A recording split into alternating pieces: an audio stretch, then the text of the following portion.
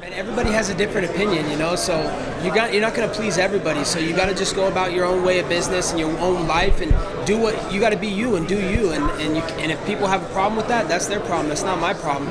Do you wish that you had, as you said, sort of turned it up to 11 earlier? I mean, it took you a while. You were grinding, winning fights, and not really getting this bump. And now you did. Do you wish you'd done it earlier, or do you sometimes wish you didn't have to do it at all?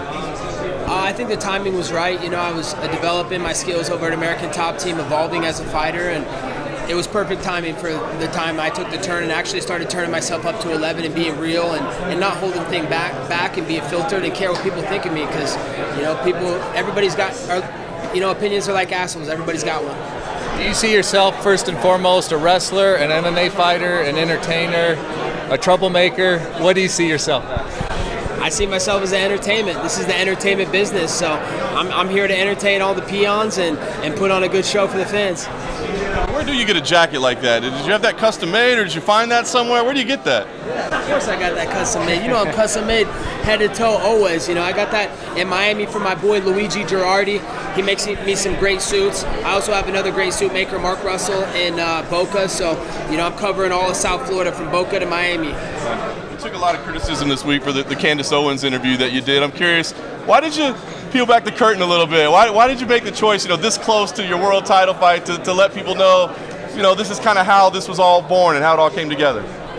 Because I'm always real, just like Donald Trump says, truth is a force of nature, and I always spit truth and facts, and that's the real me. I'm just turning it up to 11 in my interviews, because I knew I needed to do something and change something to make more money in this sport. So, if people have a problem for the way I went about my business, that's their problem, not mine.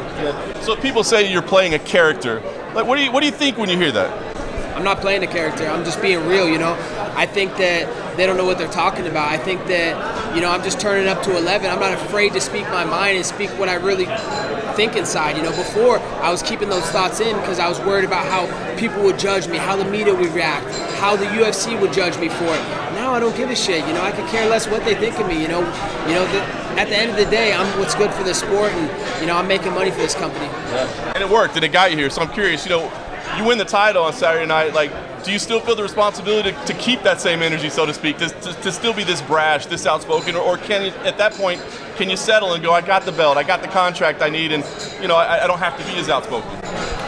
I'm just going to be myself always. I can't say if I'm going to do one thing or not. I'm just going to be real, and that's what I've always been is real, Maybe I'll turn down some of the post-fight antics a little bit, but this is the entertainment show business for a reason, and I'm here to put on a show for the fans. And it's not just when you fight. You got to entertain them year-round, and that's why fans love me so much. Colby, it feels like you're taking somewhat of a step back from this character you've been putting on. Is that a conscious decision, or now that you've reached the goal of a title shot, you feel, I just don't have to do this anymore? I don't know what everybody keeps talking about this character thing. It's always been me. It's always been real. I just turned it up to 11 now. There's no character about it. It's just me not holding back how I feel and holding back my honest feelings inside. So, if anything, I'm just conserving my energy this week. I'm not going to waste too much emotion. Look who I'm selling a fight with. He's a fucking mute. He's a broomstick. So, it's a joke. I'm not gonna go out of my way to sell this fight. The UFC needs to sell this fight. Are you a little bit disappointed in him? Because I think everyone coming into this fight thought, wow, serious grudge match, they're going to be talking loads of shit to each other, and actually he almost refuses to. It's like he doesn't want to play the game at all. Are you surprised that's his reaction, and are you disappointed in it? I'm not surprised because he knows what's ahead of him now. Now he knows we're getting locked in that octagon on Saturday night whether he likes it or not. So he knows he's going to be embarrassed in front of the whole world. So, there's a reason he doesn't want to talk shit and engage in that and say some things because he knows he's going to fall this weekend and he just wants to make the fall a little bit less. Do you think there's ever been a point where you've gone a little bit too far? I know that's the heel game, that's everything about it, but, Glenn Robinson's family have asked you not to mention his name. Do you ever look back and think, okay, probably got the judgment wrong on that one? Not at all. Glenn Robinson, he always wanted media. He was always looking to become famous, so he should be happy that I made him famous. Look at what he's a fraud. He's a fake. He had to file bankruptcy many times on his companies, and he was screwing people out of a lot of money. He didn't pay Marty Fake Newsman after he won the Ultimate Fighter when the UFC paid him like $250,000. People don't know that story. They need to check more into that. He's not that good of a person.